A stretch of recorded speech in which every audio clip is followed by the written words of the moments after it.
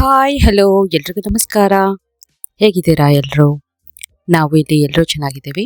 ನೀವು ಕೂಡ ತುಂಬಾನೇ ಚೆನ್ನಾಗಿರ್ತೀರಾ ಅನ್ಕೊಳ್ತಾ ಇದ್ದೀನಿ. ಮತ್ತೆ ನಿಮ್ಮನ್ನೆಲ್ಲ ನನ್ನ ಚಾನೆಲ್ಗೆ ವೆಲ್ಕಮ್ ಮಾಡ್ಕೊಳ್ತಾ ಇದ್ದೀನಿ. Welcome back. ಇತ್ತೀಚೆಗೆ ನೀವು ಕೇಳಿರ್ತೀರಾ ಅಮೇರಿಕಾದಲ್ಲಿ ತುಂಬಾನೇ ಸ್ನೋಫಾಲ್ ಆಗ್ತಾ ಇದೆ ಅಂತ ಹೇಳ್ಬಿಟ್ಟು. ಇದು ಯೂಶುವಲ್ ಆಗಿ ಎವ್ರಿ ಇಯರ್ ಸ್ನೋ ಆಗ್ತಾ ಇರುತ್ತೆ. ಬಟ್ ಈ ಸಲ ತುಂಬಾನೇ ಜಾಸ್ತಿ ಆಗಿದೆ ಅಂತ ಹೇಳ್ಬೋದು. ಎವ್ರಿ ಇಯರು ನಮಗೆ ಇಲ್ಲಿ ಒಂದು 3 to 4 ಇಂಚಸ್ ಆಗ್ತಾ ಇತ್ತು. ಹಾಗೇನೆ ಒಂದು 4 to 5 ಟೈಮ್ಸ್ ಹಂಗಾಗ್ತಾ ಇತ್ತು. ಬಟ್ ಈ ಸಲ ಬಂದ್ಬಿಟ್ಟು ಹೆವಿ ಸ್ನೋಫಾಲ್ ಆಗಿರೋದ್ರಿಂದ ನಮಗೆ ಆಲ್ಮೋಸ್ಟ್ 12 ಇಂಚಸ್ ಸ್ನೋ ಆಗಿದೆ. ಸೊ ಹಾಗಾಗಿ ರೋಡ್ಸ್ ಎಲ್ಲದನ್ನು ತುಂಬಾನೇ ಕಷ್ಟ ಅನ್ಸುತ್ತೆ ಕ್ಲೀನ್ ಮಾಡೋದಕ್ಕೆ. ಮನೆ ಪಕ್ಕ ಎಲ್ಲ ಸೈಡ್ ವಾಕ್ಸ್ ಎಲ್ಲ ಇರುತ್ತಲ್ಲ, ಅದನ್ನು ತುಂಬಾನೇ ಕಷ್ಟ ಅನ್ಸುತ್ತೆ. ಸೊ ಇದರಿಂದ ಆಫೀಸಸ್ ಆಗಿರ್ಬೋದು, ಸ್ಕೂಲ್ಸ್ ಆಗಿರ್ಬೋದು ಎಲ್ಲ ಕ್ಲೋಸ್ ಆಗಿದೆ. ಸೊ ಆಫೀಸ್ ಒಂದು 4-5 ದಿನ ಆದಮೇಲೆ ಆಫೀಸ್ಗೆ ಹೋಗಲೇಬೇಕು ಅಂತ ಅನ್ನೋರು 1 or 2 days ಹಂಗೆ ಹೋಗಿ ಬಂದಿದ್ದಾರೆ. ಬಟ್ ಮಕ್ಕಳಿಗೆಲ್ಲ ಸ್ಕೂಲ್ಸ್ ಆಲ್ಮೋಸ್ಟ್ ಲೈಕ್ ಒಂದು ವಾರದಿಂದ ಕ್ಲೋಸ್ ಆಗಿದೆ. ಸೊ ಇವರು ಮುಂಚೆನೂ ಏನು ಪ್ರಿಪೇರ್ ಆಗಿರಲಿಲ್ಲ. ಅಂದರೆ ಈ ಥರ ಹೆವಿ ಸ್ನೋಫಾಲ್ ಆದರೂ ಕೂಡ ಮಕ್ಕಳಿಗೆ ಏನಾದರೂ ಆನ್ಲೈನ್ ಕ್ಲಾಸಸ್ ತಗೋಬೋದಾ ಅಂತ ಪ್ರಿಪೇರ್ ಆಗಿಲ್ಲ ಈ ಟೈಮು. ಸೊ ಹಾಗಾಗಿ ಮಕ್ಕಳು ಎಲ್ಲ ಮನೆಯಲ್ಲೇ ಇದ್ದಾರೆ. ಬಟ್ ನಮಗೆ ಇಷ್ಟು ತುಂಬ ಜಾಸ್ತಿ ಆಗುತ್ತೆ ಅಂತ ಗೊತ್ತಿತ್ತು ಆಲ್ರೆಡಿ. ವೆದರ್ ಫೋರ್ಕಾಸ್ಟಿಂದ ನಮಗೆ ಆಲ್ರೆಡಿ ನ್ಯೂಸ್ ಗೊತ್ತಿತ್ತು. ಬಟ್ ನಾವು ಹಾಗಾಗಿ ಪ್ರಿಪ್ರೇಷನ್ ಎಲ್ಲ ಮಾಡ್ಕೊಂಡಿದ್ವಿ. ಅಂದರೆ ಗ್ರಾಸರೀಸ್ ತಂದು ಇಟ್ಕೊಳ್ಳೋದಾಗಿರ್ಬೋದು. ಹಾಗೆಯೇ ಇದು ವಿಂಟರ್ ಆಗಿರೋದ್ರಿಂದ ನಾವೆಲ್ಲ ಮನೆ ಒಳಗಡೆಗೆ ಸ್ವಲ್ಪ ಟೆಂಪ್ರೇಚರ್ ಚೇಂಜ್ ಮಾಡ್ಕೊಳ್ಳೋದಾಗಿರ್ಬೋದು.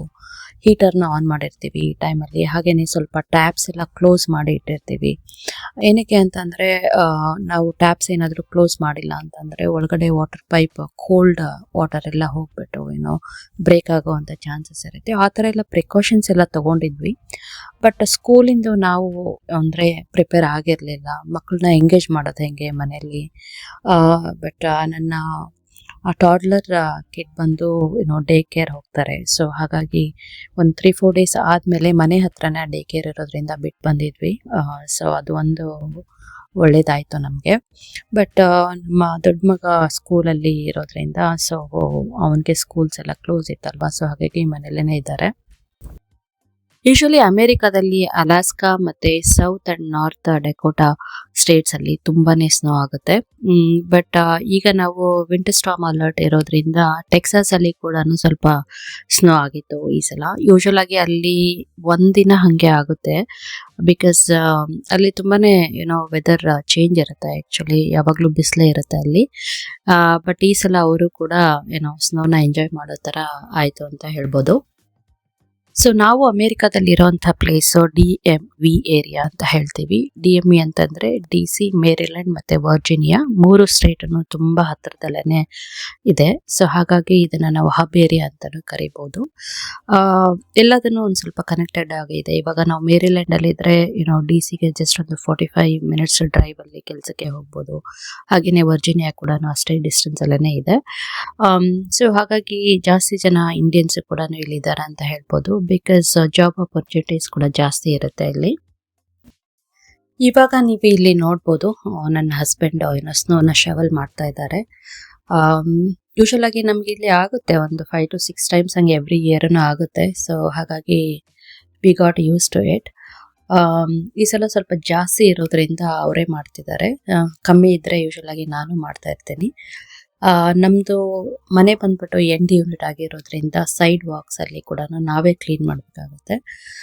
ರೋಡ್ಸ್ ಎಲ್ಲ ಬಂದ್ಬಿಟ್ಟು ಕೌಂಟಿಯವರು ಮಾಡ್ತಾರೆ. ಸೊ ಸೈಡ್ ವಾಕು ಸ್ವಲ್ಪ ಉದ್ದ ಇದೆ ಮನೆ. ಸೊ ಹಾಗಾಗಿ ಅದನ್ನು ಸ್ವಲ್ಪ ಜಾಸ್ತಿನೇ ಆಗುತ್ತೆ ಅಂತ ಹೇಳ್ಬೋದು ಕ್ಲೀನ್ ಮಾಡೋದಕ್ಕೆ. ಈ ಥರ ಎಲ್ಲ ಶವಲ್ ಮಾಡುವಾಗ ನಾವು ತುಂಬ ಪ್ರಾಪರ್ ಆಗಿರೋಂಥ ಕ್ಲೋದಿಂಗ್ನ ಹಾಕೋಬೇಕಾಗುತ್ತೆ. ಇಲ್ಲ ಅಂತಂದರೆ ಫ್ರಾಸ್ಟ್ ಬೈಟ್ ಆಗುತ್ತೆ. ಆಮೇಲೆ ಕೆಲವೊಂದು ಜನಕ್ಕೆಲ್ಲ ಹಾರ್ಟ್ ಅಟ್ಯಾಕ್ ಆಗುವಂಥ ಚಾನ್ಸಸ್ ಕೂಡ ಇರುತ್ತೆ.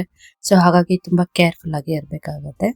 ಹಾಗೆಯೇ ಸ್ವಲ್ಪ ಇಲ್ಲಿ ಹೈಸ್ಕೂಲ್ ಕಿಡ್ಸ್ ಕೂಡ ಈ ಥರ ಸ್ನೋ ಶವರ್ ಮಾಡ್ತೀವಿ ಅಂತಲೂ ಬರ್ತಾ ಇರ್ತಾರೆ ಕೆಲವೊಂದು ಸಲ.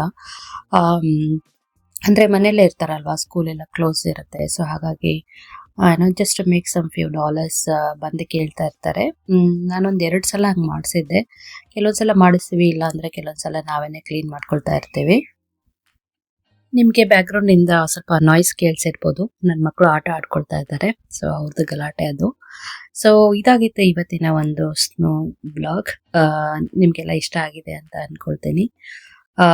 ಎಲ್ಲರೂ ಸೇಫ್ ಆಗಿರಿ, ನಾವು ಕೂಡ ತುಂಬಾ ಸೇಫ್ ಆಗಿದ್ದೀವಿ. ನಾನು ಮತ್ತೆ ನಿಮ್ಗೆ ಮುಂದಿನ ಬ್ಲಾಗ್ ಅಲ್ಲಿ ಸಿಗ್ತೀನಿ. ಅಲ್ಲಿವರೆಗೂ ಎಲ್ರಿಗೂ ಒಳ್ಳೇದಾಗ್ಲಿ. ಟೇಕ್ ಕೇರ್, ಬಾಯ್.